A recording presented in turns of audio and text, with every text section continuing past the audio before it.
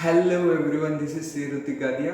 आज अपन देखने वाले हैं टोटल आउटले मेथड। ये मेथड अपन सीखेंगे एक एग्जांपल की मदद से। इस एग्जांपल में अपन प्राइस, क्वांटिटी और टोटल रेवेन्यू मतलब क्या, प्राइस मल्टीप्लाइड बाय क्वांटिटी, इन तीनों को कंपेयर करके अपन ये पता करेंगे कि इलास्टिसिटी 1 से ग्रेटर होगी या 1 से कम होगी। मतलब ये जो प्रोडक्ट है जिसके प्राइस, क्वांटिटी और रेवेन्यू के बारे में अपन पढ़े कर रहे हैं, उसकी डिमांड इलास्टिक है या इन इलास्टिक। तो एग्जांपल में हमने क्या किया है, पहले प्रोडक्ट की प्राइस थी 100 रुपीज, तो मैं 10 क्वांटिटीज सेल कर पा रहा था, तो 100 इंटू 10 मतलब मेरा रेवेन्यू हो रहा था 1000 दोनों केसेस में। फर्स्ट केस में मैंने क्या किया, टोटल रेवेन्यू को, प्राइस को 100 से बढ़ाकर कर दिया 150। लॉ ऑफ डिमांड में हमने क्या देखा था कि जैसे ही प्राइस बढ़ेगा क्वांटिटी कम हो जाएगी। तो पहले मैं 10 क्वांटिटीज सेल कर पा रहा था, अब मैं 8 क्वांटिटीज सेल कर पा रहा हूँ। तो 100 इंटू 10 करके 1000 रुपीज मेरा टोटल रेवेन्यू पहले हो रहा था, लेकिन बाद में क्या हो गया, 150 इंटू 8 मेरा टोटल रेवेन्यू हो गया 1200। सेकेंड केस में क्या हुआ, 100 इंटू 10 करके रेवेन्यू मेरा 1000 हो रहा था, लेकिन ये केस में जैसे मैंने प्राइस 100 से 150 करा, मैं क्वांटिटी 10 से 4 हो गई डायरेक्टली। इस वजह से क्या हुआ, टोटल रेवेन्यू मेरा 1000 से कम होके 600 आया। पहले केस में टोटल रेवेन्यू बढ़ रहा था, दूसरे केस में टोटल रेवेन्यू कम हो रहा है। इलास्टिसिटी का फॉर्मूला क्या होता है, elasticity, price elasticity is equal to percentage change in quantity demanded divided by percentage change in price.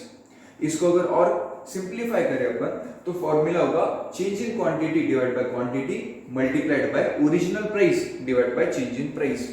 तो ये फॉर्मूला अप्लाई कर लिया मैंने आपके लिए, और अप्लाई करने से मुझे ये समझा कि पहले इसमें प्राइस इलास्टिसिटी आ रहा था 0.4 और सेकेंड केस में प्राइस इलास्टिसिटी आ रहा है 1.2। तो इस एग्जांपल को अगर अपन और डिटेल में जाके देखें तो क्या हो रहा है, यहाँ पर जैसे मैंने प्राइस बढ़ाया क्वांटिटी कम हुई और टोटल रेवेन्यू बढ़ा। पहले केस में प्राइस बढ़ाने से टोटल रेवेन्यू बढ़ रहा था, सेकेंड केस में प्राइस बढ़ाने से टोटल रेवेन्यू कम हुआ है। ये क्यों हुआ होगा, तो एक बार अपन देखते हैं इलास्टिसिटी पर इसका इफेक्ट क्या हुआ। तो इलास्टिसिटी क्या थी, पहले केस में इलास्टिसिटी 1 से कम थी, सेकेंड केस में इलास्टिसिटी 1 से ज्यादा। तो दोनों केस में इलास्टिसिटी अलग अलग है।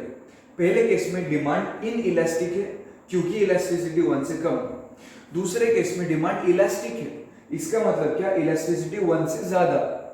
शायद से ऐसे हुआ होगा कि क्योंकि इलास्टिसिटी में फर्क है इस वजह से टोटल रेवेन्यू में भी फर्क आया। ये बोलना है टोटल आउटले मेथड का।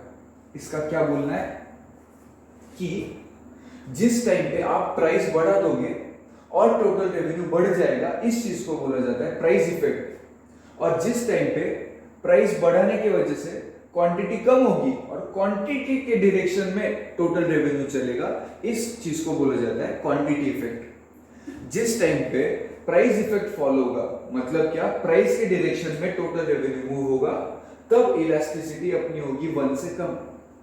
और जिस केस में क्वांटिटी इफेक्ट फॉलो होगा, मतलब क्या, क्वांटिटी के डायरेक्शन में टोटल रेवेन्यू चलेगा, उस केस में प्राइस इलास्टिसिटी होगा 1 से ज्यादा। तो इसका अगर अपन रिकैप करें, हमने क्या देखा, पहले केस में हमने क्या देखा था कि जिस टाइम पे प्राइस इलास्टिसिटी 1 से कम थी, मतलब डिमांड इन इलास्टिक था, तो प्राइस के डायरेक्शन में टोटल रेवेन्यू चल रहा था। और सेकेंड केस में जहां पर डिमांड इलास्टिक है, उस केस में क्वांटिटी के डायरेक्शन में टोटल रेवेन्यू मूव हो रहा है। तो कंक्लूजन निकालने के लिए हमने 4 अलग अलग केसेस लिए। पहले 2 केस में क्या हो रहा है कि प्राइस के डायरेक्शन में टोटल रेवेन्यू मूव हो रहा है, प्राइस बढ़ाया टोटल रेवेन्यू बढ़ गया, प्राइस कम हुआ टोटल रेवेन्यू कम हुआ। और थर्ड और फोर्थ केस में क्या हो रहा है, क्वांटिटी के डायरेक्शन में टोटल रेवेन्यू मूव हो रहा है। जैसे ही क्वांटिटी कम हुई टोटल रेवेन्यू भी कम हो गया, जैसे ही क्वांटिटी बढ़ गया टोटल रेवेन्यू बढ़ गया। तो इससे हमने क्या एनालाइज किया, हमको ये समझा कि जिस टाइम पे प्राइस के डायरेक्शन में टोटल रेवेन्यू चलता है, या तो बढ़ गया या तो कम हुआ प्राइस के साथ साथ, तब इलास्टिसिटी 1 से कम होगा और डिमांड होगा इन इलास्टिक। और जिस टाइम पर क्वांटिटी के डायरेक्शन में टोटल रेवेन्यू चल रहा है, तब प्राइस इलास्टिसिटी 1 से ज्यादा होगा और डिमांड होगा इलास्टिक।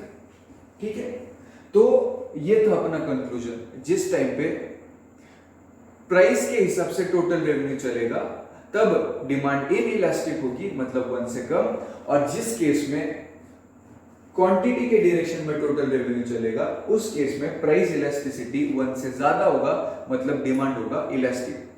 इसके बाद अपन देखेंगे कुछ एग्जांपल्स आईसीआई के मॉड्यूल से। तो सबसे पहले अपन देखेंगे आईसीआई मॉड्यूल का क्वेश्चन नंबर 10। यहां पर क्या बोला उन्होंने कि जो डिमांड है एक गुड की वो है inelastic. Price elasticity, price elasticity के बारे में उन्होंने बोला इनइलास्टिक मतलब ये होगा less than 1। Increase in price, अच्छा जब ये लेस देन 1 होगा दोस्तों तो इसका मतलब क्या, प्राइस इफेक्ट फॉलो होने वाला है। अभी हमने देखा था लेस देन मतलब प्राइस इफेक्ट। प्राइस इफेक्ट मतलब क्या कि प्राइस बढ़ने से टोटल रेवेन्यू बढ़ेगा या प्राइस कम होने से टोटल रेवेन्यू कम होगा। यहां पर क्या करा मैंने, इंक्रीज इन प्राइस, मतलब प्राइस बढ़ गया तो टोटल रेवेन्यू क्या आने वाला है, increase. Will cost total expenditure, अच्छा टोटल एक्सपेंडिचर मतलब ही टोटल रेवेन्यू।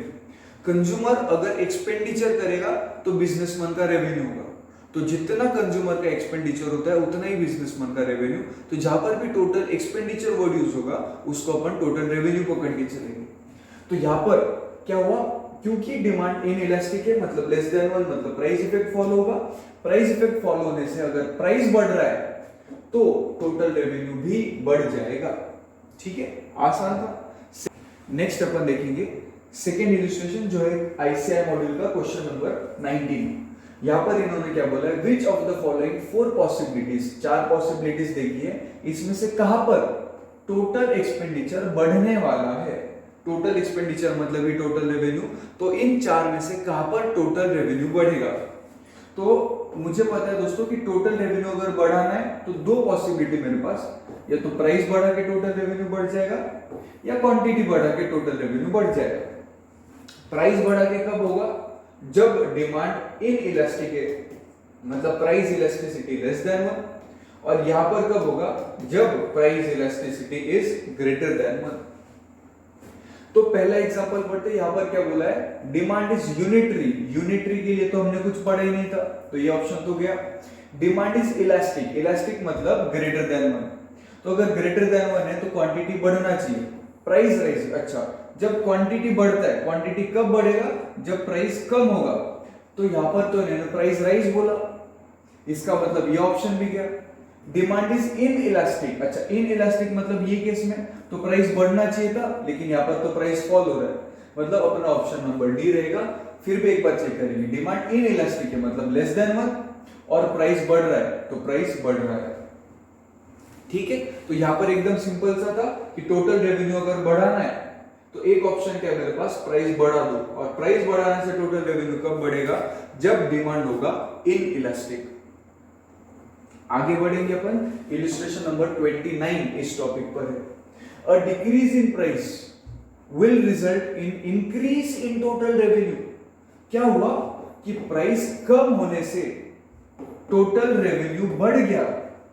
ये कब होगा, जब प्राइस बढ़ा, प्राइस कम करने से क्वांटिटी बढ़ गया होगा, और क्वांटिटी के बढ़ने से टोटल रेवेन्यू बढ़ा, मतलब क्वांटिटी के डायरेक्शन में जा रहे हैं, क्वांटिटी के डायरेक्शन में जा रहे हैं। इससे मुझे क्या समझा कि प्राइस इलास्टिसिटी ग्रेटर देन 1 होगा, मतलब डिमांड होगी इलास्टिक। देखते भी ऑप्शन में कहीं पे है कि अच्छा डिमांड इलास्टिक है, इसका मतलब क्या, इलास्टिसिटी का फॉर्मूला देखना पड़ेगा। प्राइस इलास्टिसिटी का फॉर्मूला होता है percentage change in quantity divide bye percentage change in price. अगर मुझे ग्रेटर देन 1 चाहिए प्राइस इलास्टिसिटी, तो ये केस में परसेंटेज चेंज इन क्वांटिटी ज्यादा होना चाहिए। जब न्यूमरेटर बड़ा होगा तभी जाके आंसर 1 से ग्रेटर आएगा। तो मेरा ऑप्शन कौन सा होगा, जहां पर परसेंटेज चेंज इन क्वांटिटी ज्यादा है। तो percentage change in quantity is less, खत्म खेल।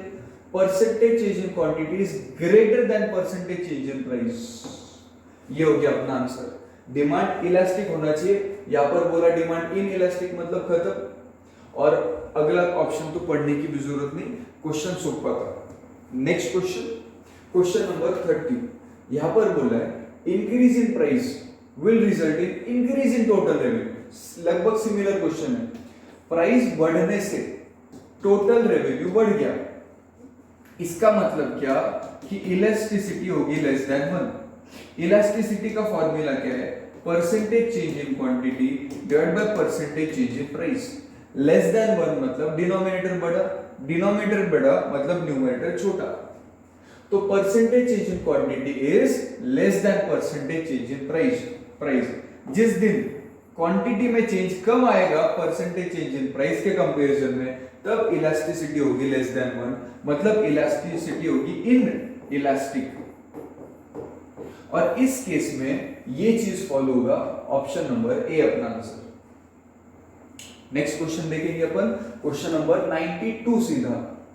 A firm learns that the own price elasticity of product is 3.5। Price elasticity कितना है दोस्तों? 3.5, मतलब ये हो गया greater than 1। Price elasticity greater than 1, तो कौन सा इफेक्ट? यहां पर क्वांटिटी इफेक्ट फॉलो होने वाला है, मतलब क्वांटिटी की डायरेक्शन में चलेंगे अपन। What would be the correct action of the firm अगर मुझे टोटल रेवेन्यू बढ़ाना है? टोटल रेवेन्यू अगर बढ़ाना है और क्वांटिटी इफेक्ट फॉलो हो रहा है, तो मुझे क्वांटिटी बढ़ानी पड़ेगी। और दोस्तों क्वांटिटी बढ़ाने के लिए मुझे प्राइस कम करनी पड़ेगी। तो देखेंगे अपन कि लोअर द प्राइस लोअर करना पड़ेगा, तो ये सही दिख रहा है। आगे हायर द प्राइस गलत, हायर द प्राइस गलत। We need more information. का है बाबा? इलास्टिक है डिमांड, ग्रेटर देन 1 मतलब डिमांड इलास्टिक, और प्राइस कम करनी पड़ेगी, मतलब ऑप्शन नंबर ए। तो इसी के साथ दोस्तों अपना टोटल आउटले मेथड का कॉन्सेप्ट, उसी में रिवीजन और सारे के सारे क्वेश्चन आंसर्स खत्म हो चुके हैं। आशा करता हूं आपको ये टॉपिक समझ में आएगा। अगर समझ में आया दोस्तों तो ये वीडियो सबके साथ शेयर करना, क्योंकि ये मजा मैं सबको देना चाहता हूं। मिलते हैं अगले वीडियो में, तब तक के लिए जय जिनेंद्र।